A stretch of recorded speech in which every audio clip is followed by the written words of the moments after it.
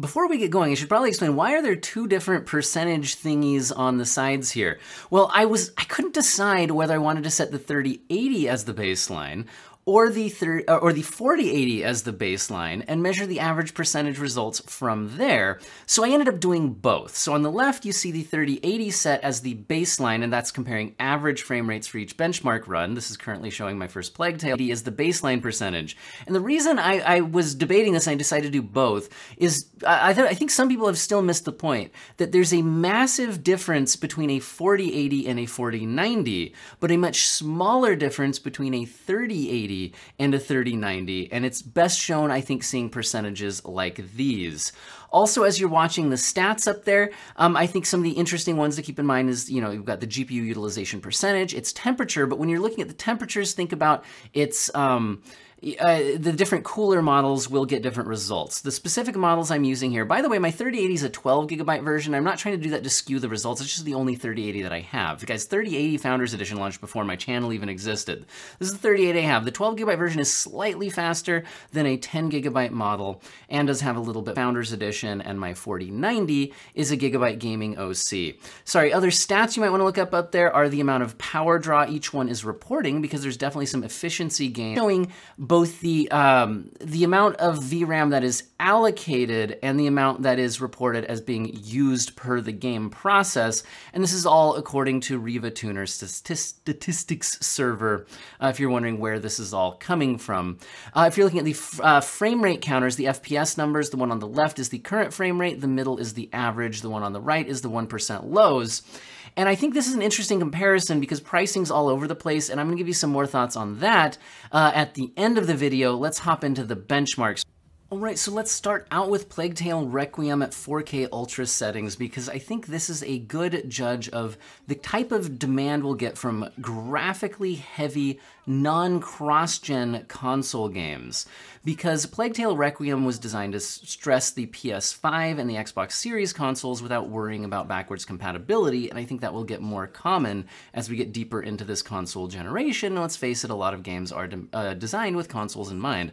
Also, this is just a very beautiful game graphically. I don't think this intro scene really does it justice. This game is extremely impressive. But here we can see that, like, once we actually get camera control, only the 4090 is delivering over 60 FPS at native 4K, with the 4080 averaging throughout that cutscene a little over 60, and the 3090 and 3080 well below 60 FPS here. So running through that same intro cinematic, we're seeing now all of the GPUs are both well over 60 FPS, and the 4090 giving a true high refresh rate experience at 108 FPS currently, with 122 average in this scene. Now, what if we kick on frame generation? First thing I'll mention is that this scene isn't as impressive for frame generation frame rate boost as I've seen in some others. Also, I did a whole video on this, and please watch that. Frame generation frames are not equivalent to other frames, so I really don't want to use it much in this video. It's really a separate topic you have to address, because the frames are not created equal. They don't decrease system latency the way normal frames do. They don't always look as good, but they can. It is a very good feature that you should be aware of.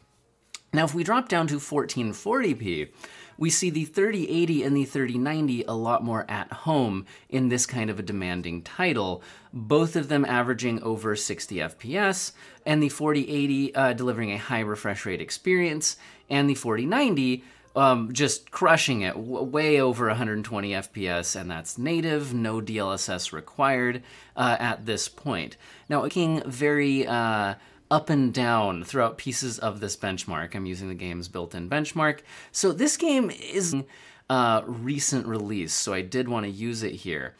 And here we can see the 4090 really stretching its legs compared to the other GPUs in the other test, with over doubling the performance I'm seeing out of the 30. Be even better at ray tracing, get an even further lead here. Well, that would be true if they didn't get held back. Usage percentage, especially on the 4090, it does occasionally dip below tracing, is that while it does increase the demand on the GPU, it also increases the demand on the CPU. And this game doesn't. That's because it's not multi-thread scenes. But again, if you look at the GPU usage percentage, limited by other factors in the system, rather than really fully stretching its legs. So if you're playing at 1440p, you might want to consider whether the 4090 would just be wasted, although it would give you a lot of headroom for the future. Now notice that if we go to 1440p Ultra, notice nothing's going on, especially on the 4090, but much less so. And again, this is emphasizing the fact that it's actually such large CPU limitations on the 4090. Although, like I said here, there are certain areas where we're definitely CPU limited in this benchmark if you watch it back staring at the GPU usage percentage on the 4090. And again, at the end of the benchmark run, and comparing it to the 3080 and to the 4080 respectively. But let's hop into a slightly older game, going on about 2 years now, but also still one of the most graphically demanding games out there, with Cyberpunk 2077 at the 4K Ultra settings. Notice this is not even including ray tracing yet. And notice that neither the 3080 nor the 3090 break 60 FPS throughout this benchmark run, at least on average. The 4080 is able to average 60. Notice here that the 3080 and the 3090 are also closer together than. I feel like the 3080 and the 3090 are giving you it's going from around 60 FPS to a much higher refresh rate experience. It's a more meaningful difference here. Now, or a 3090 at 4K, because the thing is, you don't need to just play a game at native 4K with all the settings cranked to ultra. If you turn the the 4090 at this point in the benchmark is averaging 150 frames per second. Say that the only GPU here where you might want to consider actually playing at is ideal, or the settings you would realistically actually use, below 20 frames per second, and you just really couldn't even consider playing the game at those settings. I'm built at 4K in a heavy ray tracing title. All of the GPUs here are actually tried to see, could the 3080 and the 3090 get 60 FPS with DLSS to the performance mode, but I've left it at 4K ray tracing ultra preset. And the into it than me. But when using DLSS in this game, I can definitely spot the difference. Above 60 FPS, actually averaging about 80 right here. And the 4090 is averaging over 100 FPS, so if you're racing settings. Alternatively, if you're playing at 1440p with ray quality here, because I based the, I ran so many tests that just aren't gonna fit into the videos. So I did test the willing to use DLSS quality. They can get a above 60 FPS quality. The 3080 and the 3090 are doing fine, whereas the 4080 and the 4090 are delivering a truly fast system, and it's getting high frame rates. It's just that the VP title. Well, we're seeing that both the 3080 and the 3090 are giving you comfortably high enough refresh rate experience, I think, for most people's tastes, with the graphics cranked. And we're seeing the 4080 and the 4090 doing a better job at maxing out, a 120 or more monitor, with the 4090 held back for the most part, because again, with RT off, we had less CPU demand. Here, I thought we'd look at what about multiplayer games? So Modern Warfare 2, and by extension, turn down settings in a game like this to try to get high enough frame rates.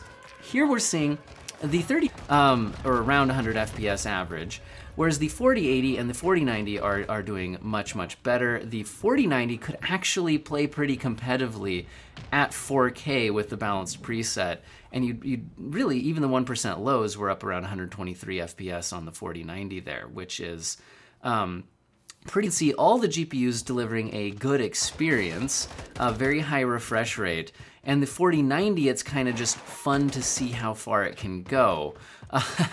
At times, it's even getting close to interested in the Warzone 2 rather than quite this high in the Warzone 2. Also show that, not every game is demanding as some of the ones we've been looking at here. There's still extremely popular games like Forza Horizon 5.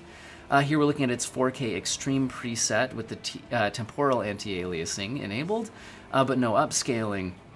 We're seeing all the GPUs delivering a very good experience. We can even see turn up the ray tracing further from here for that to take into account. I haven't dug fully into that into that difference here. But again, the 3090 were extremely close in that one. They're also extremely close in Red Dead Redemption 2. Here we're looking at all the GPUs do play the game well at 4K max. However, you're not really getting a high refresh rate experience until you jump up to the 4080 or just turn down a few settings. Has loading screens involved, and I didn't want to deal with trying to start and stop over loading screens and all of that. So at the end here, if you want to get the overall average frame rate, there you go. You can spot it even between my percentage stats and all of that. They all did well here. Now, I did want to test out a DX11 game to see if we saw anything unusual happen here. So God of War, L here, and nothing seemed to be particularly crazy or unusual about the overall percentage differences that I saw here. If you're looking at the overall frame rate, though, rather than the percentage differences, I will note that this opening, expect to get lower overall averages during actual gameplay than what we're seeing. Look at the current frame rates in this scene. This is more typical of actual gameplay. We're seeing the 3080 around 70, the 3090 around 80, the 4080 around 91, and the 4090 around 123. So that, I think, is more useful than the averages when getting an idea of how. Looking at Horizon Zero, again, what I'm really kind of showing here is that still look quite nice, and a lot of people might be playing. These years, you'll probably have to use things like DLSS or turn down some settings or both, whereas in older games like this one, to buy them new, it's very difficult to get reasonable deals. For a while, we'd seen 3080s, even the 12GB models, coming down to around $700 to $750 on a very regular basis. But if I tried to get one of those right now, let's, again, pop back here. Again, this was just the Plague Tale Requiem 4K results, but I think this gives you a good idea of what I'm talking about. Notice the 30. So in other words, in the vast majority of the tests, here's one of the takeaways I wanted you to see. If you really look at it, did the 3080 or the 3090, in other words, did the 30, so if you're deciding how much should you pay on the used or new market for a 3090 over a 3080, I just don't think it makes sense to spend hundreds of dollars more on a 3090.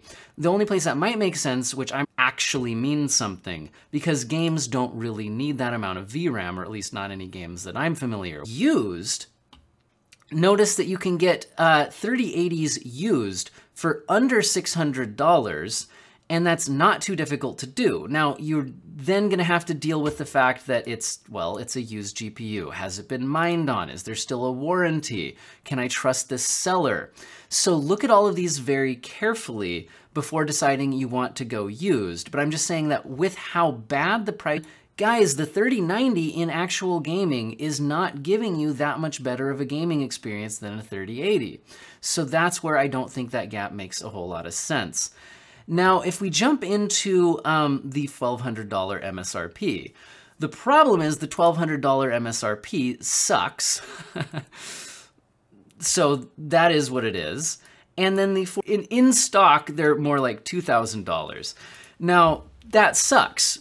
That being said, I'll be reviewing those separately. So another thing you might think about in this video is this is really if you're considering going NVIDIA. Obviously, I couldn't fit every GPU on the market in this side-by-side. So you can think about those, but AMD's 7900 XTX is not as fast as a 4090. So if you're just looking for the best of the best, they can kind of justify any price they want to charge as long as somebody's willing to pay it. So that's my thoughts on that. Now, the 4080, I really think the fact that we're actually seeing these sitting in stock around the MSRP, this close to launch, I think is an indication that the price has to come down soon. And I think the fact that we're seeing the 3080s and 3090s selling at high prices again might be an indication that the supply is drying up, because as supply dries up, you might not see those desperate discounts quite as far. And I guess what I'm saying about that is I think 4080 prices are more likely to come down. NVIDIA will allow that easier once the 3000 series has sold out more.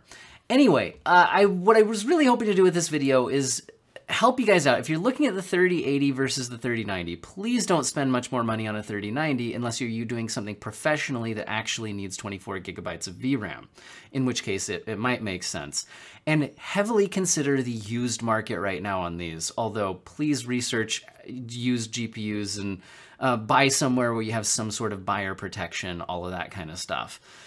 Yeah, 4080s, I think the prices need to come down because, again, look at it compared to the 4090, right? If you think about the 4080 versus the 4090, there's a much larger performance gap there than there was between the 3080 and the 3090. The 4090 is actually giving you a meaningfully different gaming experience than the 4080, whereas the 3090 kind of isn't compared to the 3080. I think I've rambled on enough. I'm hoping to see all the prices come down, and if you're more interested in comparisons with AMD GPUs, coming soon. I hope all of you have an excellent day.